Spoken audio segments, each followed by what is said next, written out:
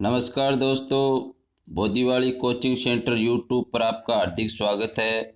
हम हरियाणा जीके के प्रश्न कर रहे थे, 350 प्रश्न कर चुके थे। तो हम अगला प्रश्न करेंगे हरियाणा जीके का। सन 1892 के लाहौर अधिवेशन में हिसार का प्रतिनिधित्व किस प्रसिद्ध जन नेता ने किया था? तो यह लाला लाजपत राय ने किया था। लाहौर अधिवेशन में कांग्रेस का प्रतिनिधित्व। अगला प्रश्न है, हरियाणा में खेड़ा नृत्य किस अवसर पर किया जाता है? खेड़ा नृत्य है वो मृत्यु के अवसर पर किए जाने वाला एक नृत्य है। अगला प्रश्न है, 2001 के अनुसार हरियाणा का सर्वाधिक लिंगानुपात वाला जिला कौन सा था? 2001 की जनगणना के अनुसार सबसे सर्वाधिक लिंग अनुपात वाला जिला महेंद्रगढ़ डिस्ट्रिक्ट था। महेंद्रगढ़ बावड़ियों का शहर कहा जाता है। अगला प्रश्न है, सूरजकुंड। सूरजकुंड का अंतर्राष्ट्रीय क्राफ्ट मेला किस जिले में आयोजित होता है, यानी किस जिले में लगता है?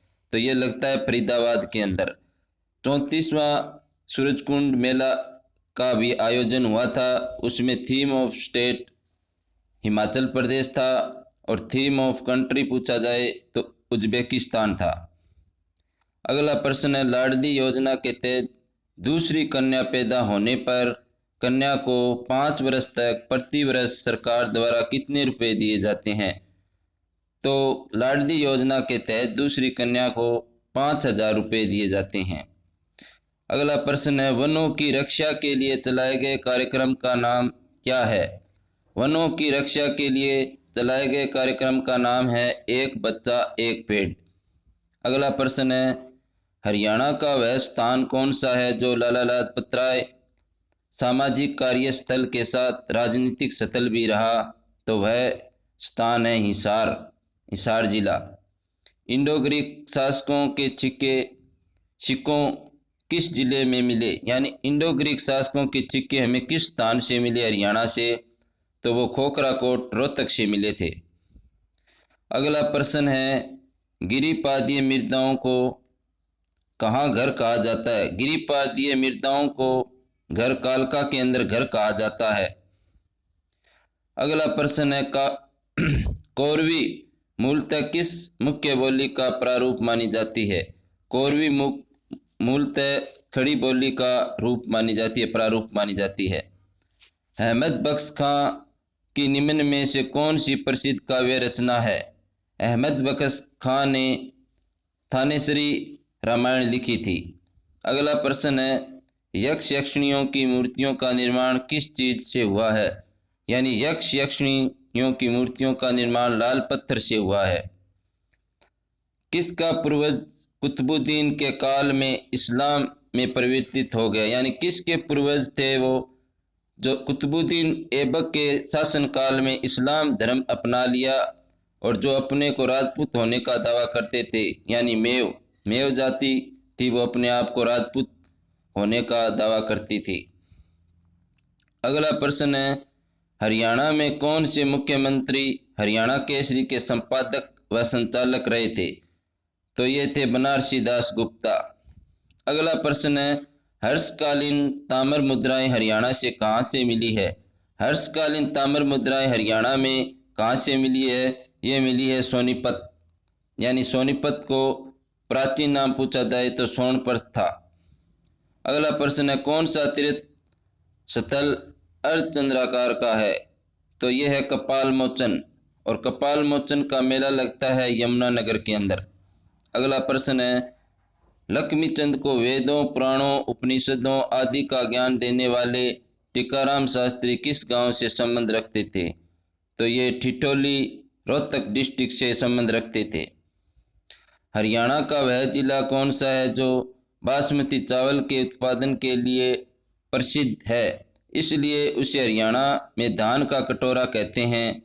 तो वह धान का कटोरा करनाल जिले को कहा जाता है। अगला प्रश्न है, पौराणिक ग्रंथों के अनुसार भाद्रपद में कृष्ण पक्ष की चतुर्थी को पिंडदान करने वाले व्यक्तियों को मुक्ति प्राप्त होती है। यह वक्तव्य किस स्थल से संबंधित है? तो यह वक्तव्य आपगा तीर्थ स्थल से संबंधित है। पैराकीट, पैराकीट पर्यटन स्थल का निर्माण कहाँ किया गया? पैराकीट पर्यटन स्थल का निर्माण पीपली के अंदर किया गया, जो कुरुक्षेत्र जिले के अंदर है। अगला प्रश्न है, हरियाणा के किस जिले के गोरखपुर गांव में नाभिकीय शक्ति संयंत्र बनाया जा रहा है? तो गोरखपुर गांव है, ये फतेहाबाद जिले के अंदर है। यहाँ पर नाभिकीय शक्ति संयंत्र बनाया जा रहा है। अगला प्रश्न है, 11वीं पंचवर्षीय योजना में राज्य के किस क्षेत्र को सर्वोच्च प्राथमिकता दी गई थी? यानी 11वीं पंचवर्षीय योजना में राज्य के किस क्षेत्र को सर्वोच्च प्राथमिकता दी गई? वो थी सामाजिक सेवा, सामाजिक सेवा के अंदर। अगला प्रश्न है, राज्य सरकार द्वारा मंत्री परिवहन का संपूर्ण राष्ट्रीयकरण कब किया गया? तो परिवहन का राष्ट्रीयकरण किया गया 1972 के अंदर। अगला प्रश्न है, विद्या प्रचारिणी सभा की स्थापना किसने की? विद्या प्रचारिणी सभा की स्थापना लाला हरदेव सहाय द्वारा की गई थी। अगला प्रश्न है हमारा, हरियाणा के किस जिले में 6 इंडस्ट्रियल स्टेट हैं? 6 इंडस्ट्रियल स्टेट हैं, वो है गुरुग्राम यानी गुड़गांव के अंदर है। अगला प्रश्न है, किस वर्ष गणतंत्र दिवस समारोह में हरियाणा के कलाकारों ने डप नृत्य प्रस्तुत किया? तो ये 1967 के अंदर इन्होंने यह नृत्य प्रस्तुत किया था। अगला प्रश्न है, प्रदेश में प्रचलित निम्न में से कौन सा आभूषण गले में नहीं पहना जाता? फूल आभूषण है, वो गले में नहीं पहना जाता। अगला प्रश्न है, पानीपत के बाहोली क्षेत्र में किस का कारखाना स्थापित किया गया है? पानीपत के बाहोली क्षेत्र में तेल शोधक कारखाना स्थापित किया गया है। अगला प्रश्न है, हरियाणा में पुरुषों के द्वारा मोटे सूत की मोटी चादर जो शीतकाल में ओढ़ी जाती है उसे क्या कहते हैं? उसे केस कहते हैं। अगला प्रश्न है, निम्न में से कौन सा तीर्थ स्थल हरियाणा के जिले कुरुक्षेत्र में स्थित नहीं है? ढोसी तीर्थ स्थल है, वो महेंद्रगढ़ जिले में स्थित है। अगला प्रश्न है, साय अपने अपने उपन्यास का लेखक का नाम बताएं। साय अपने अपने उपन्यास का लेखक राजकुमार निजात द्वारा लिखा गया यह उपन्यास है। अगला प्रश्न है, ढोलक किस वाद्य श्रेणी के अंतर आता है? ढोलक है वो विततवाद के अंदर आता है, विततवाद के अंदर।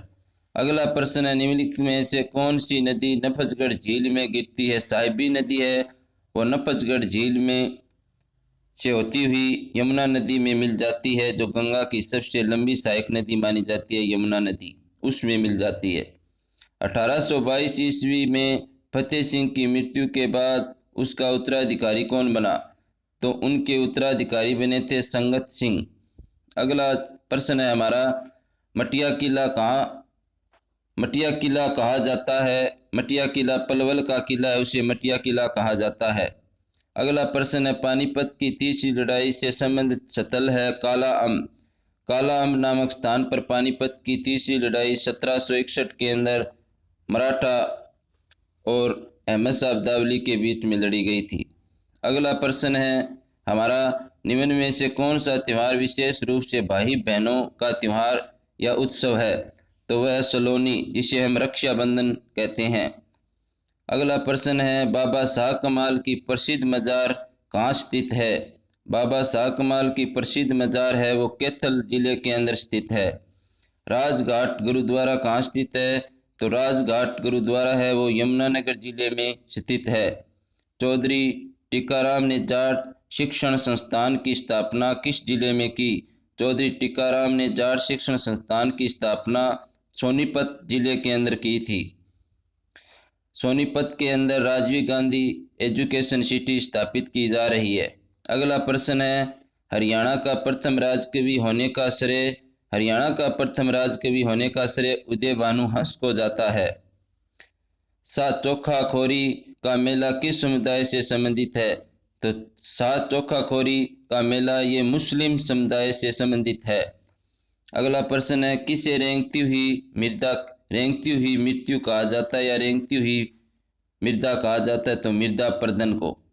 अगला प्रश्न है हमारा, पंडित रामकिशन व्यास एक प्रसिद्ध हस्ती है, यह किस क्षेत्र से है? तो इनका क्षेत्र पूछा जाए तो यह हरियाणवी स्वांग से संबंधित है। सूर्य कवि पंडित लक्ष्मीचंद ने अपने जीवन में लगभग कितने सांग किए? तो इन्होंने 25 सांग किए। रेवाड़ी में किस स्थान पर स्लेट पत्थर मिला? रेवाड़ी के कुंड नामक स्थान पर स्लेट पत्थर हमें मिला। पानीपत का तीसरा युद्ध किन किन के बीच लड़ा गया? यानी पानीपत का तीसरा युद्ध किन के बीच हुआ?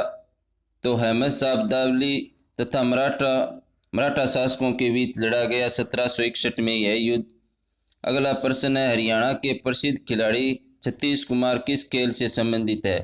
तो सतीश कुमार है वो जूडो खेल से संबंधित है, जूडो खेल बोलते हैं जिसे। अमानत एक शहीद की के उपन्यास का नाम क्या है? ये इस प्रकार है प्रश्न कि अमानत एक शहीद की लेखक उपन्यास के लेखककार कौन है? तो वह कृष्ण बादशाह। किस वेद में हरियाणा की दो प्राचीन नदियों का उल्लेख मिलता है जो आज लुप्त हो चुकी है?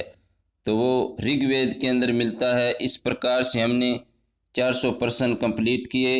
हमारा वीडियो कैसा लगा कमेंट बॉक्स में कमेंट लिखें, लाइक करें, शेयर करें। आप सभी दोस्तों का बहुत बहुत धन्यवाद। नमस्कार।